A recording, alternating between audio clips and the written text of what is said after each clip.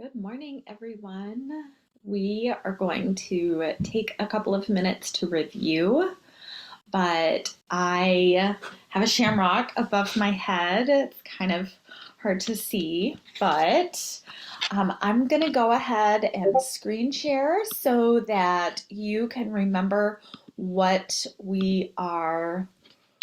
Hold on, I hit the wrong button. What we have been practicing. So you have your writing folder with you, and you have all of the things inside of that. You have the human body text set, the rainforest text set.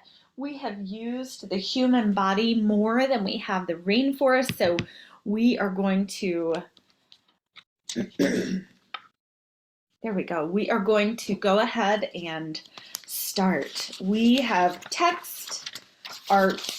our text. My papers were stuck. If I know that it's going to be for T1, this is where I'm getting my information, and here is my information for A, and here is my information for T1B. When I move to my third topic, this is the paragraph that I'll get information for T3A. Then when I move into my human brain text set, that's when I have my information for T2A and B, and then T3B. We learned that for our I paragraph, we need to have 3 parts. We have our hook. A hook is our way to just get everybody in and interested. We remind the reader what our topics will be, and then we again remind our reader what it is overall that we are writing about. Our central idea is writing about the body. Then we've talked about all of the other things. We've talked about transition words. We're going to talk more about these in our last session together. We said that our T sentence is very important because that reminds our reader in each topic what we are going to write about in that middle paragraph. So we have our transition word, our prompt, and the topic. And we said we can make a little checklist. We can make it beside our essay. When we're writing it, we can write it in the margins. We can write it above just so we can keep track. But I have a feeling if you practice this again and again, you will just do it naturally and it will just be a good reminder for you. Then we also said, let's keep going, that we need to make sure we have, when we're referencing things in our middle paragraphs, evidence-based terminology. We went over one of the first weeks we were in middle paragraphs, just writing the information, but what we have to do when we are writing a text-based essay is use words or phrases that show that we got the information from the text. That's the only way that your reader knows that you got the information from the human lungs or the human brain. Paragraph 3. We said if your text sets say a source number, you can reference that way. If they say an author, you can also reference that way. Then we had so much fun looking at our basic essay. We could see all of the parts identified with a different color. So we have our T sentence. We can do our checklist. Do I have a transition word? Do I have my prompt? And do I have my topic? Yes, I can identify that. And then I have 3 sentences for A, 3 sentences for B. And we said our W sentence is very much like our T sentence. We just take out the transition word. We still have our overall prompt, but then we also have our topic again. We are reminding our reader, I just focused on different species about the alligator. Down here, we can see that this one is about classification of reptiles, alligators being classified as reptiles. You could do that in every paragraph, but we said instead, that's just an essay. A text-based essay, remember, is like our advanced essay. It has quotes, paraphrases and own thoughts. Today we're going to work on this own thoughts part. It's one of the most difficult, but I think you guys are going to do great because you've been doing great so far. I've seen some examples from people and I love them. We have a mixture of them. So it's not right one sentence that's a quote, one sentence that's a paraphrase, and one sentence that's an own thought, and repeat, repeat, repeat. It's not like that. You have a balance, a mixture. You're showing that you really understood the text that you read about alligators. So right here, I have a quote, then I give my own thought, then I have a couple of sentences for this paraphrase. Then I have just a fact. It's just a fourth sentence, something that I know. It's a transition, a way for me to transition to point B in my topic. Then I have another quote, a paraphrase, and then a couple of sentences about, that's my own thought, about the quote and paraphrase just above. And then if you keep looking throughout the text, you can see that it's not blue, green, pink, blue, green, pink. It is showing a varied sentence structure, varied meaning different. It's showing that sometimes I have one sentence quoted, sometimes I have three sentences paraphrased, that I'm giving my own thought maybe just after a quote. It's a varied sentence structure. You have big sentences and small. That is showing that you are a higher level reader and writer. So then we said we also want to make sure that we're quoting correctly. We have our evidence-based terminology and we're including the exact words from the text and quotation marks. So you can again color code just like we've color coded everything else. That this is from paragraph 3, and we see right here, this is our evidence-based terminology. I have my quotation marks here at the beginning and here at the end. And I can go back into paragraph 3 and find those specific words. Now, I don't have to worry about the spelling in this part. Spelling is an important part of your grade on a text-based essay, but in quotes, I don't have to worry about that because I'm taking this directly from the text.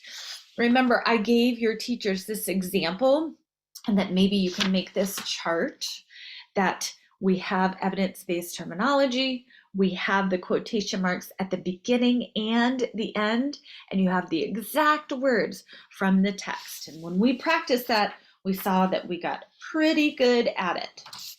Then we went on to paraphrasing. Paraphrasing, remember, we can paraphrase just one sentence or we can paraphrase multiple sentences, but we still have to have evidence-based terminology, and we're summarizing basically 1 to 3, maybe 4 short sentences, okay? So we gave the example of using our synonyms, maybe sometimes our antonyms to give an opposite. But if I am paraphrasing box 1, I say, according to magnetism, this is the text title I learned this information from. Magnets come in lots of shapes and sizes, but most often you see bars or discs. And I'm able to look back in the article and find more information about that if I wanted to. I'm telling my reader where to go to find some of this information. Same thing with down here. When I am looking at this big long paragraph, if I want to paraphrase this, I can come down here and I can say magnets can be seen in many places, and they help teachers and parents remember important dates or events or even show support of a disease, says the information in paragraph 2 of magnetism.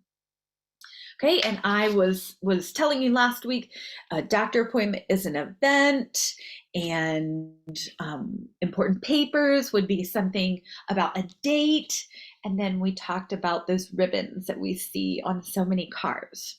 Right? So we have quotes, we have paraphrases, we practice them. Now, boys and girls, I'm looking for my other paper. We are going to do own thoughts. Now, I already started some for us. Okay, so right here is our first paragraph. First, the human body has 2 lungs. What sentence can we identify that as? That's right, our T sentence. And our T sentence, remember, has, let's see, what color?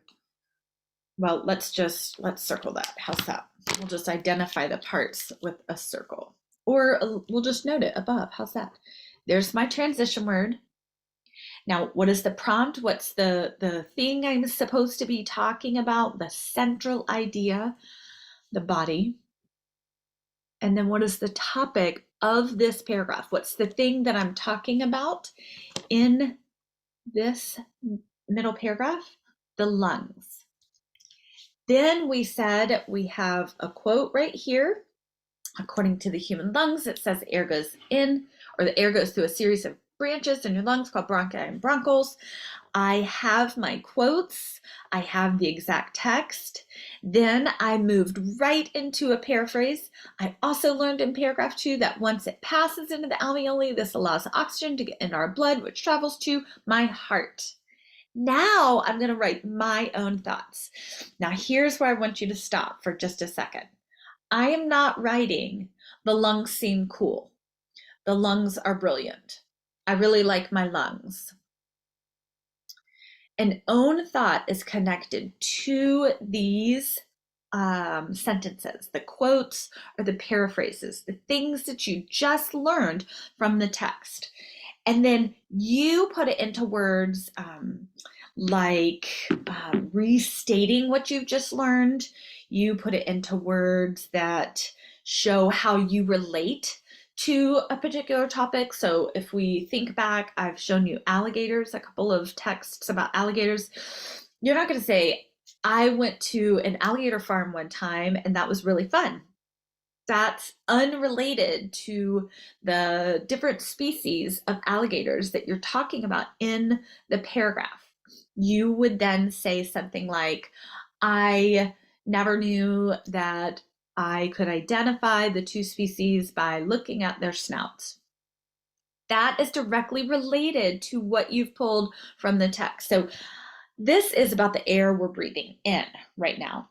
And it's happening without us even thinking. It's going in through some branches. It passes into something. So I said, this is a lot of work and I don't even think about it when it's happening.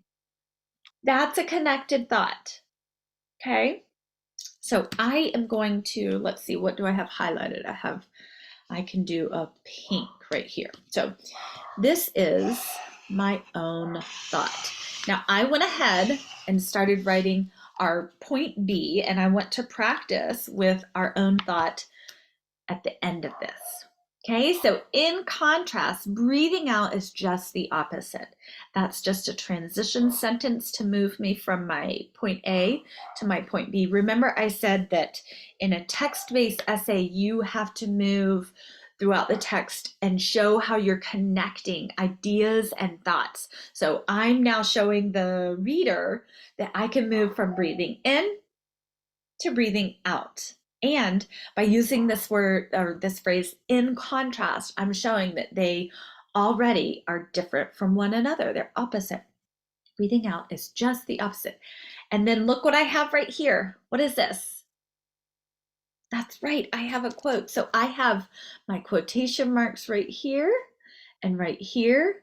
I should be able to go back into the text and find those exact words, right? And see right here, I spelled something wrong, so I had to change it and mark it out. That's great. That shows the reader that I was paying attention to my spelling. As the oxygen is used, the blood brings carbon dioxide back through the capillaries into the alveoli. It says paragraph 3 of the human brain. And do you see what I forgot to do when I was writing this?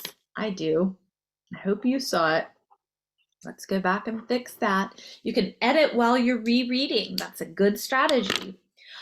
I learned it travels backwards then until it reaches my mouth when I breathe it out. Okay, so that's a short paraphrase. It's a little bit of a longer quote, right? So I had 3 lines here that I wrote with the quote was a little bit longer, and so I just wanted a short summary for my paraphrase, and now I'm going to give my own thought. So again, I can look and see, remember, we were highlighting in orange the things that we found that were evidence-based terminology. So I can look right here and see that this is my evidence-based terminology. And because this is a paraphrase, I'm showing what I've learned, what I know. After reading something, I have learned something. So, and then we have done quotes in green. So let me come right here and highlight these in green. And then in blue, it travels backwards then until it reaches my mouth when I breathe it out. And then we're going to highlight the next sentence in pink because that's our own thought. What kinds of thoughts do you have about that? As the oxygen is used, the blood brings carbon dioxide back through the capillaries into the alveoli, and then it travels backwards then until I reach my mouth. That's a lot of work that we are not even thinking about. Think about that right now for a second. Breathe in and breathe out. All of your capillaries and the branches of the bronchioles and the bronchi, they were all just working right then, and we didn't even think about that. So we could write something connected like that. I don't even think about it when it's happening. I already wrote that up here, so I don't want to repeat that, but I can still stay connected to the fact that that's happening automatically, right? So I can write that. I'm going to actually come down here and write it as well. This is a lot, I don't have enough room happening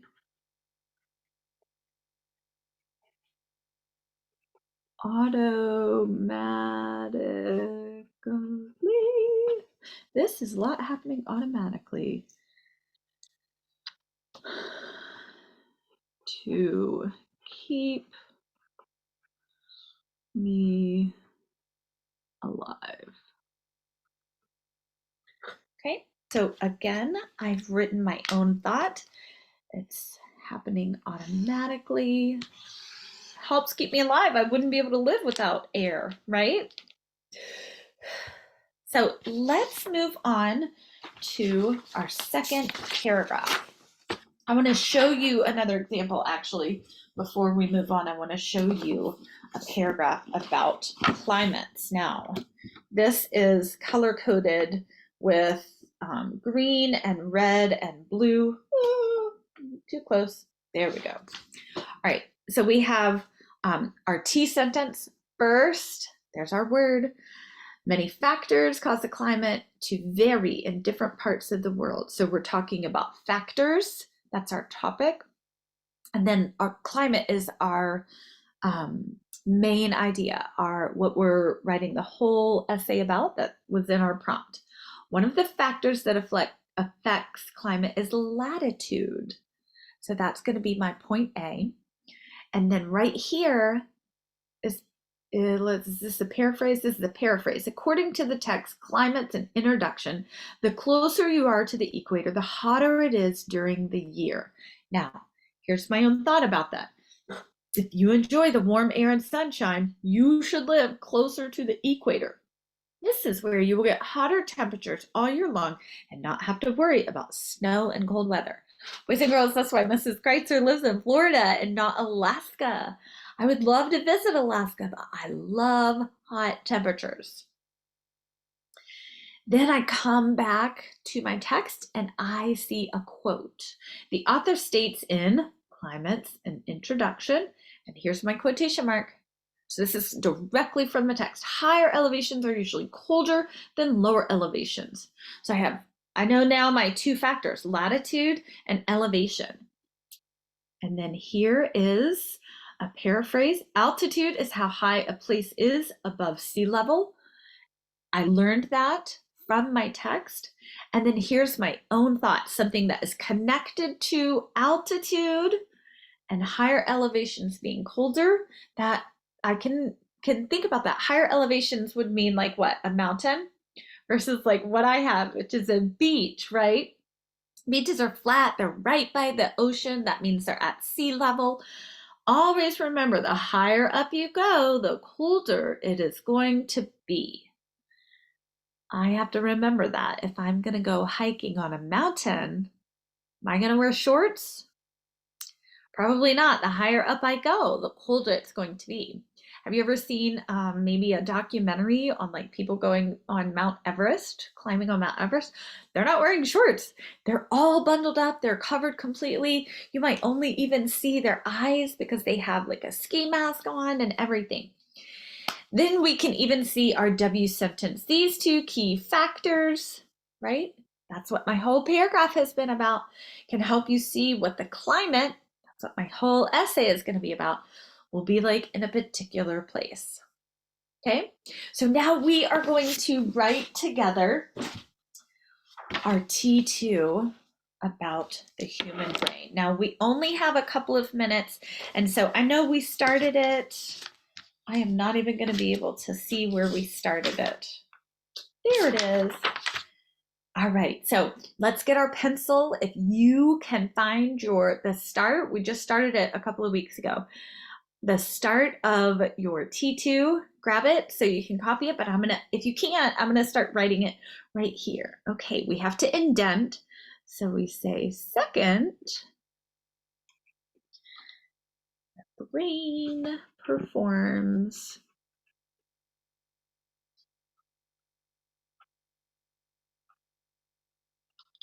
every action of your body.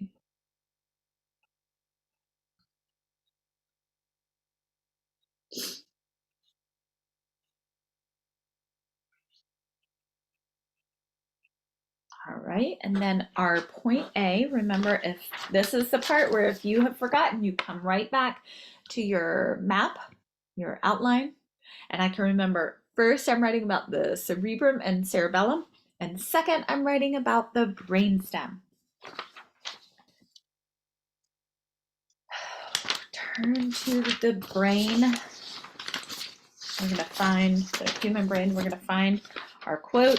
When we started writing this, we were just writing quickly. It's at the cerebrum is the thing, I guess. So we can even actually paraphrase at first. So now when we're writing our second paragraph, we've learned quotes and paraphrases. We know we have to connect our own thoughts.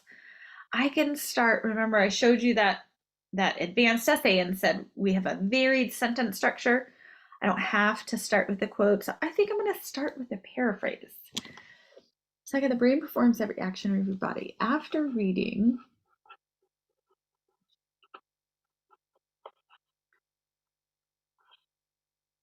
the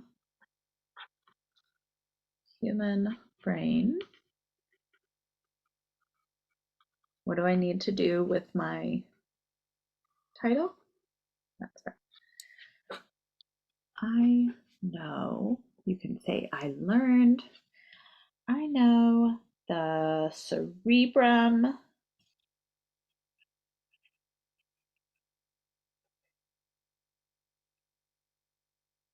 is the biggest, I can say largest, the largest and thinking part of the brain.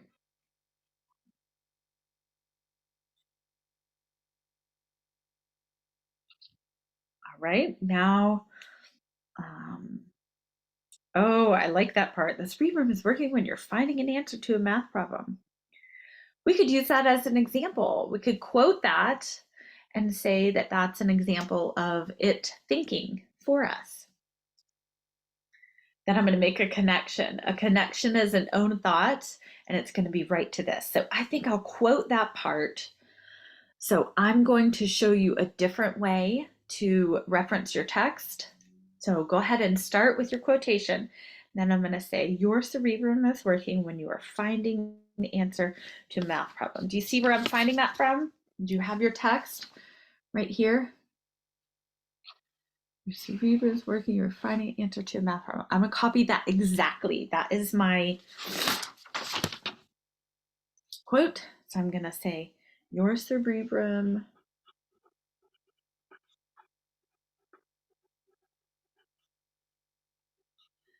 is working when you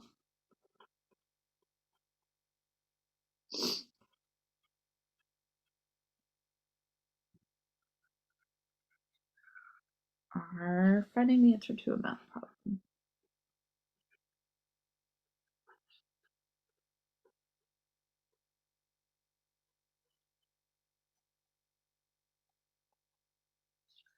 All right, we're going to have to hurry. We're almost out of time. Now, I'm closing my quote. I didn't put punctuation, but look what I'm going to do. Actually, I think I do put punctuation. I'm actually going to have to look that up, boys and girls. See, even teachers still have to learn something. I'm going to write the paragraph.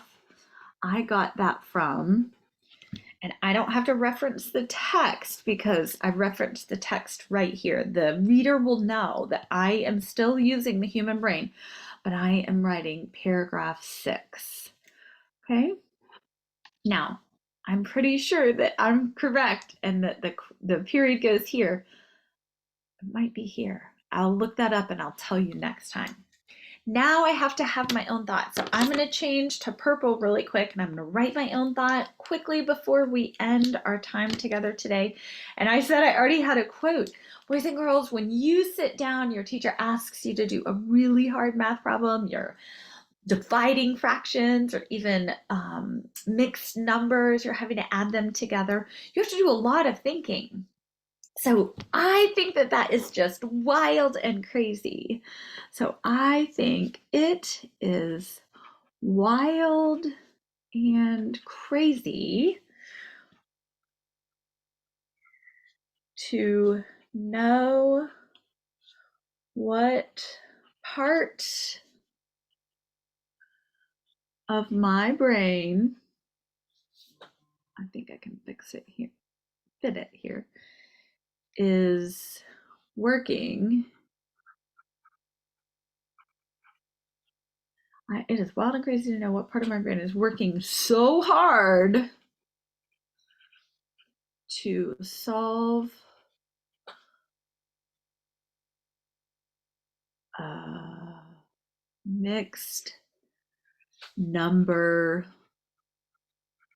Let's pick division. Division problem. Okay, I told you that I think it's so hard to do that. And I can do the same thing. We said our quotes are blue, right? I have my quotation marks. We said our, let's see, blue, pink was our own thoughts. I know the cerebrum is the largest part of your thinking frame. Orange was our evidence-based terminology. I had it for both my paraphrase and remember I showed you how to do a parenthetical citation. That's another way you can cite your source. And then I had my own thought. What color did we do that in? We haven't done that in anything, did we?